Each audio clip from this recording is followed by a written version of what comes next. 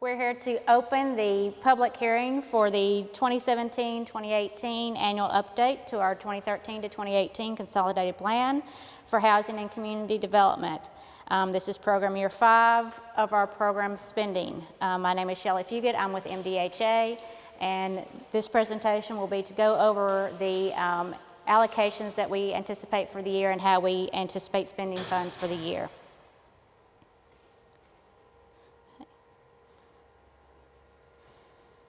Today's public hearing will include the Consolidated Plan and Action Plan overview, the objectives and outcomes, and the funding priorities of the plan. It will also discuss the activity budgets and annual goals, geographic priorities, and our citizen participation plan. And then we will also have an opportunity for comments at the end. Here's the purpose of our plan for the day.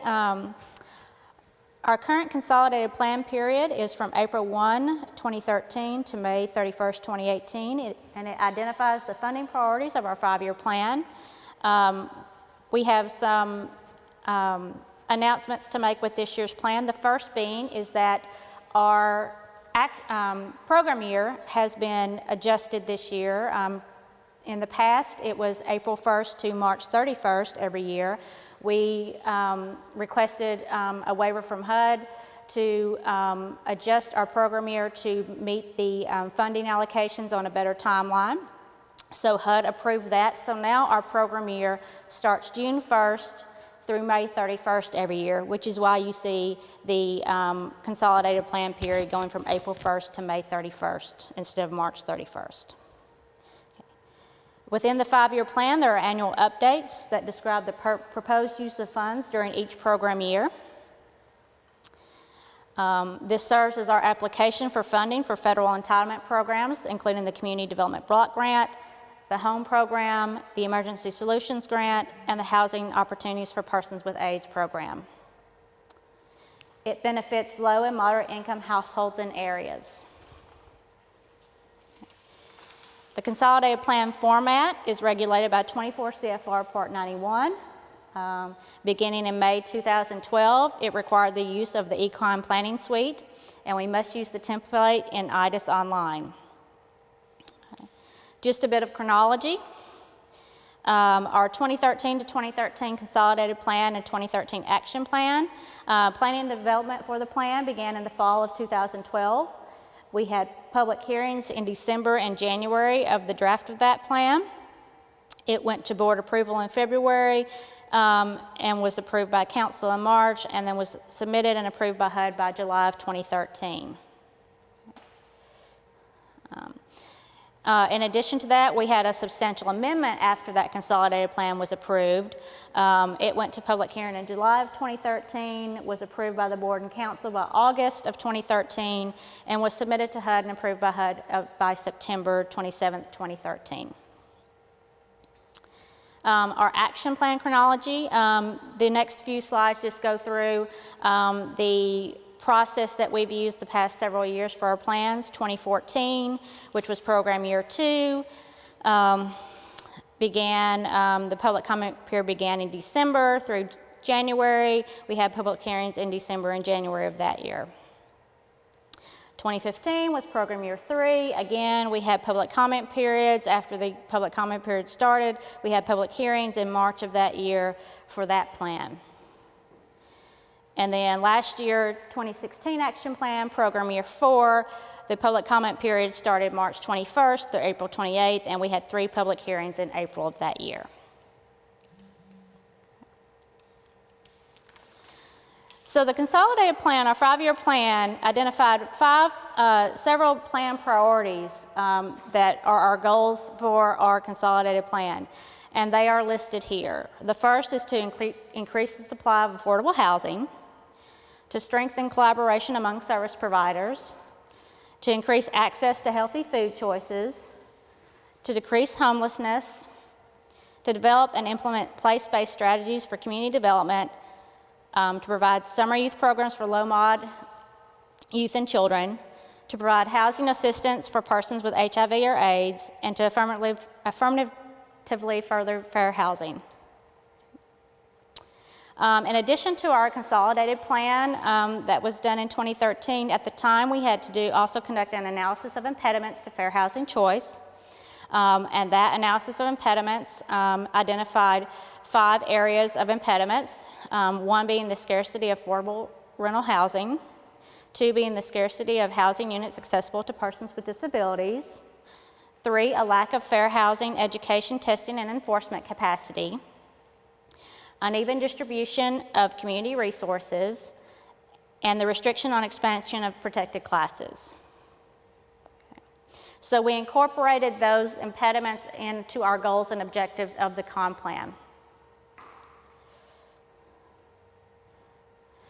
So from the consolidated plan, we came up with these program objectives and related outcomes. 1 is to create a suitable living environment, 2 is to provide decent housing, and 3 is to create economic opportunities. From those objectives, the related outcomes are to increase availability and accessibility, improve affordability, and promote sustainable communities. Under Objective 1, the suitable living environment, to achieve the outcomes of availability and accessibility, we have these related activities. Our emergency shelter and transitional housing programs, street outreach, rapid rehousing, homeless prevention, housing opportunities for persons with AIDS, and services for the homeless. Under sustainability, we have activities included infrastructure improvements for residential areas, neighborhood facilities, summer youth programs, nonprofit capacity building, planning activities, and acquisition. Under Objective 2, to provide decent housing, for the outcome of affordability, we have the following related activities: homeowner and rental rehabilitation, affordable housing development, and down payment assistance. For the outcome of availability and accessibility, we include the fair housing activity. For Objective 3, creating economic opportunities, we have the sustainability outcome with the related activities of microenterprise assistance, commercial rehab, and business technical assistance. So, for 2017, as you may know or you may have heard, Congress is under a continuing resolution for funding. We were not sure what our funding levels would be for this year. We have just recently heard that it looks like we will have level funding from our previous year allocations. So we have based our funding allocations for this action plan have been based on estimating that we would get level funding. However, we will not be able to submit our action plan until we have the detailed funding allocation from HUD, which could have some minor adjustments based on the formulas that may have changed throughout the year. So again, this is what we think we'll have based on last year's numbers, and we have planned according to that. However, there could still be some minor adjustments due to formula allocation changes. However, we cannot submit this action plan until we have those final allocations. So if you look at that, and also just so you know, in the slides, for the slide, we have the corresponding page number that it corresponds to in the actual draft of the action plan. We have a link to that provided on our website that you can pull up, or you can request a copy from our office. So we've got about $4.6 million in CDBG funding anticipated, about $1.8 million in home funding, $416,000 in ESG, and about $940,000 in HOPWA, for a total of about $7.8 million anticipated funding.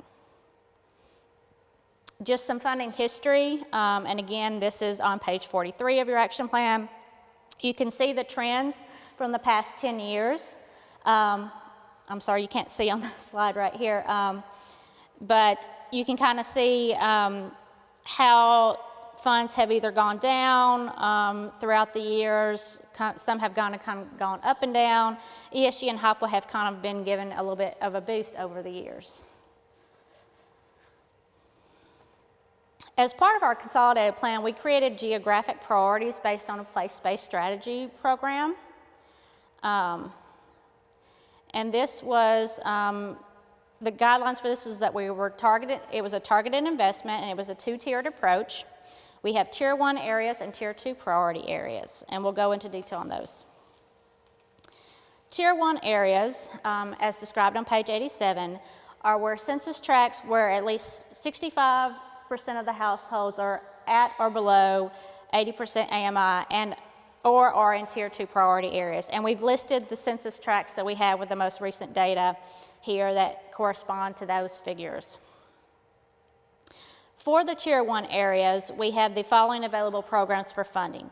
Commercial rehab or facade loans, business technical assistance, microenterprise assistance, neighborhood facilities, and fair housing outreach, education and testing, and nonprofit capacity building.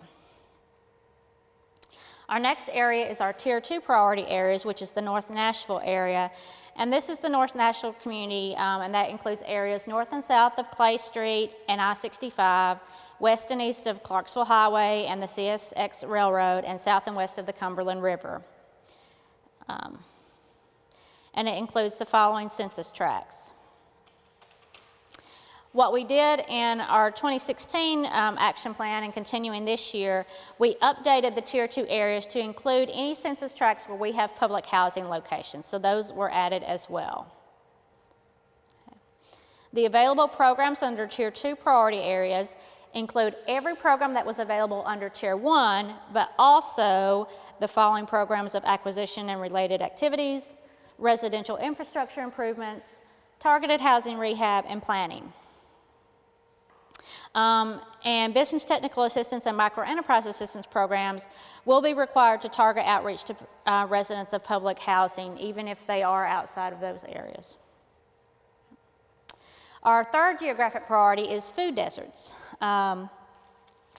Food deserts are designated by the USDA.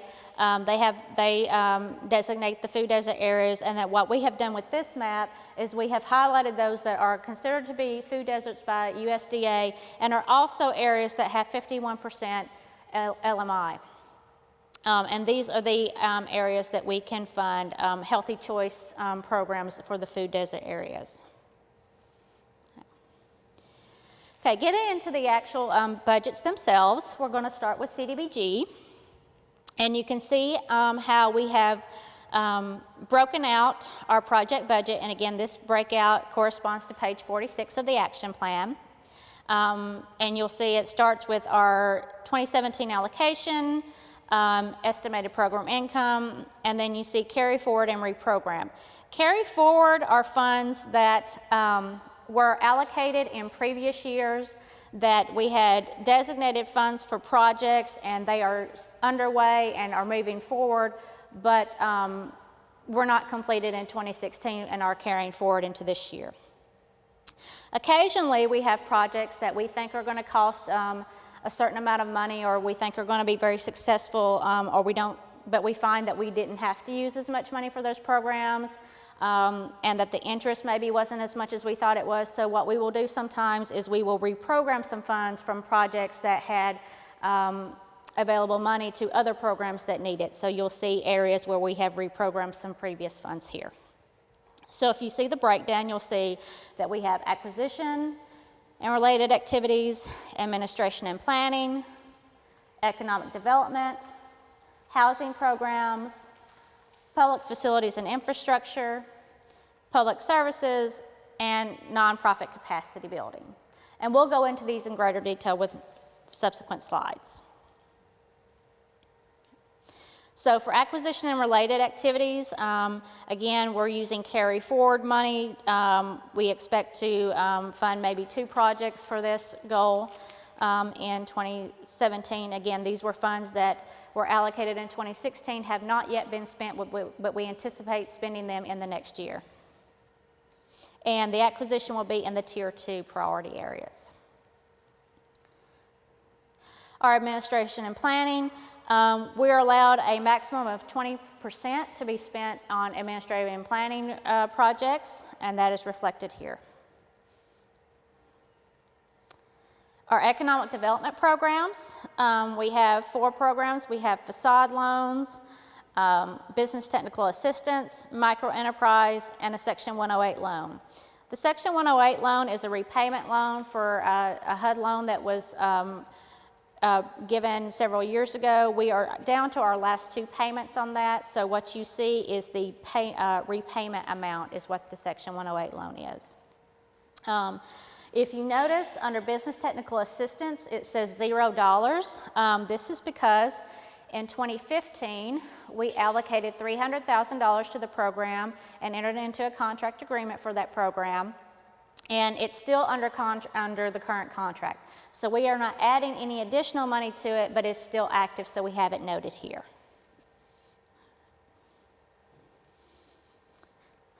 Our housing programs include our homeowner rehab, which is countywide. We have a targeted rehab in the North Nashville Tier 2 area. Again, you will see that just like the Business Technical Assistance Program, this was funded in prior years and is still underway, but we're not adding any additional money to it, so that's why it shows 0 there. We have an HVAC replacement program, which is slightly different from our homeowner rehab program in that it goes to directly just for HVAC replacement for emergency for situations where someone's HVAC has run out and they need a fairly quick replacement for the winter, cold in the winter or the hot in the summer. And then there are housing program delivery costs and services that coincide with the homeowner rehab project that are funded. And then we also have funds set aside for rental rehab projects. Our public facilities projects, we have two types of projects. We have neighborhood facility projects and residential infrastructure projects. The residential infrastructure projects are mostly sidewalks. Neighborhood facilities can be rehab of neighborhood facilities, parks, etc. And again, you see the neighborhood facilities are targeted for Tier 1, and the residential infrastructure is targeted for Tier 2. Our public services program include our summer youth programs, our fair housing, education and testing program, healthy food initiatives, and services for the homeless. Again, with the healthy food initiatives, it was awarded and funded in a prior year and is still underway. We're not giving any additional funding to that, but it is still an active activity. And then under CDBG, the other activity we have is our nonprofit capacity building project. Moving on to home, which the breakout again is on page 46 here. We have costs for administration, our Homebuyer program, our homeowner rehab program, and rental projects. Actually, you'll see there we have no funds listed for homeowner rehab. That is because we have moved all homeowner rehab to the CDBG program. CDBG is much less cumbersome in the processing for that program, so we have funded homeowner rehab strictly out of CDBG. For our homebuyer activities, they include down payment assistance, acquisition, and new construction. And you can see the amounts given there. Again, I explained about homeowner rehab and is now done completely under CDBG. Our home rental projects for new construction and rental rehab, we have about $1.7 million allocated for that. Okay. Moving on to our ESG, Emergency Solutions Grant projects. We have $31,000 for administration and HMIS, which is our data collection system mandated by HUD. What we have done in the past is that we would have certain allocated amounts for each type of ESG activity. We have changed that this year to give us more flexibility in the funding. So you will see that rapid rehousing, shelter operations, and essential services, street outreach and prevention are all lumped in one lump sum of available funding. However, we still have to adhere to the 60% cap for for shelter operations and essential services and street outreach. So we will not be going over that.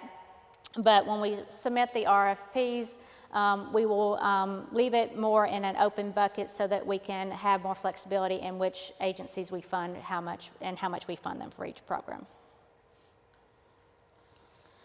Okay, HOPWA, Housing Opportunities for Persons with AIDS. Again, we have administration fee costs. The $94,000 there, 3% of that is retained by MDHA for its administration. The remaining funds, about 7%, is given to the sponsor agencies that are awarded funds for HOPWA for their administration costs. The HOPWA program is actually, the target area for that is the Metropolitan Statistical Area, so it actually expands outside of Davidson County. It's the only program that does.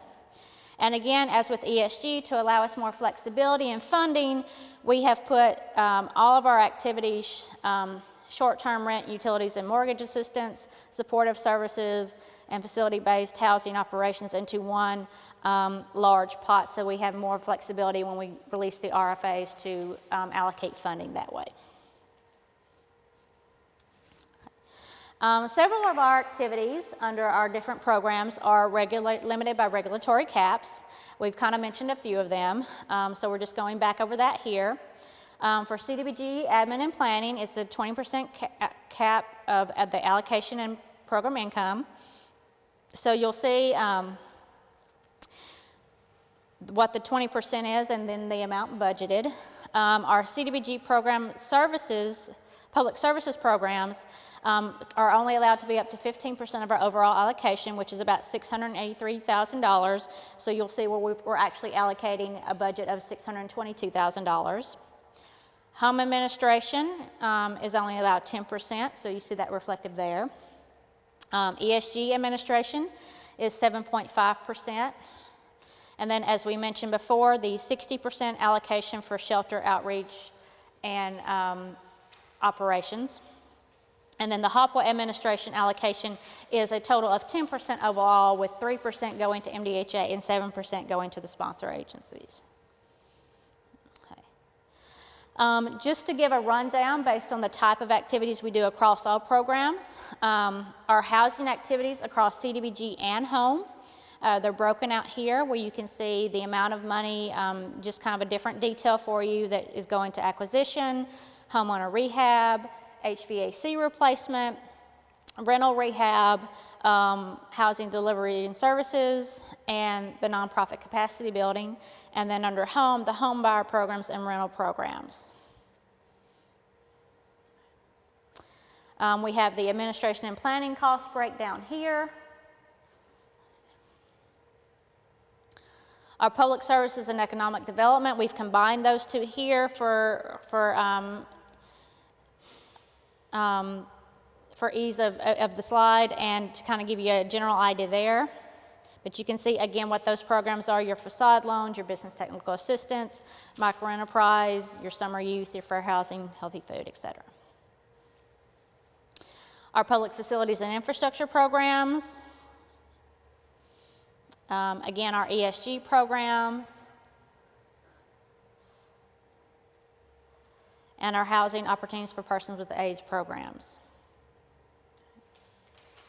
Okay, so when you combine all those slides together, then we can see here, based on these type of activities, how our funding grants are getting split up. So as you can see from this slide, that about 51% of all our funding goes to housing. And then from there, the combined public service and economic development makes up 15%. Administration and program income makes up about, all told, about 13%. Public facilities and infrastructure is about 8%. HOPWA services are about 9%, and homeless services are about 4%. Okay, so the citizen participation process, we encourage the citizens to be involved in our planning process. We want to hear from you, from the public, as to what they want in the community. So the public comment period for this action plan began on April 17th, and it runs to May 19th, 2017. We had 2 public hearings for this plan. The first was on April 29th at John Henry Hill at 10 a.m. The second one is here today at the Levy Place Community Room. If people needed to request accommodations, they could call our number at 615-252-8555, or if you needed the TDD number, it's 615-252-8599. Okay. So, for public comments, if someone wanted to have a copy of the plan for review, they could get a copy here at the public hearing. We have some copies here. You could come by our office at 712 South 6th Street, our Community Development Office. It's also available online at www.nashville-mdha.org/consolidated-plan. You can email a request or call, or we have a designated email, consolidated-plan@nashville-mdha.org. We encourage the community to submit comments. If you would like to submit comments, there are several options. One, you can submit comments orally at these public hearings. Two, you can mail in your comments to the address listed there to the attention of the Consolidated Plan at P.O. Box 846, Nashville, Tennessee. You can deliver them to our Community Development Office at 712 South 6th Street. You can fax them to the attention of the Consolidated Plan at 615-252-8533. Or again, you can email them to that Consolidated Plan at nashville-mdha.org. Okay. Throughout the draft of the action plan, again, it is in draft phase right now. As we were preparing this presentation, we found some small typos or corrections that we needed to make. So we're just kind of going to go through those. So if you're reviewing the action plan, that you can see where we have pointed out some of the errors. The first one was that in our draft of the action plan, we stated that our meeting today started at 5 o'clock. It actually started at 5:30. On page 50, the total for home housing should have been $1,966,029. There was a typo there. On page 51, there was another typo, so the total for home administration should be $1,973,400. On page 52, our goal for facade rehab loans should be a goal of 2. On page 59, the totals for program income for CDBG should be $38,200, and the ones for home should be $14,389. We had mistakenly put the totals for the whole program, not just for those areas. Again, just some more typos on page 81. The annual allocation should read $1,646,566. The total, which would make the total on page 81 be $1,784,455. For ESG and HOPWA, we had several in our projects list. We have several activities that we say start on a July 1 start date. However, for the ESG and HOPWA programs on page 82 and 85, those programs will actually start to coincide with our program year. So they will begin on June 1st, 2017 through May 31st, 2018. So we made that correction to the tables. Our public notice that is listed in Appendix F that was, which gave the dates for these meetings, did not break out the home reprogrammed and carryover funds. So the amounts for carryover are $54,705, and it's $100,251 for reprogrammed. But the overall total, which is shown in the public notice, is still the same at $154,956. Okay. At this time, we would like to open the public hearing up for any questions or comments from the community. Okay, there being no questions or comments, we will now close this public hearing, and we appreciate your time in coming by. Thank you so much.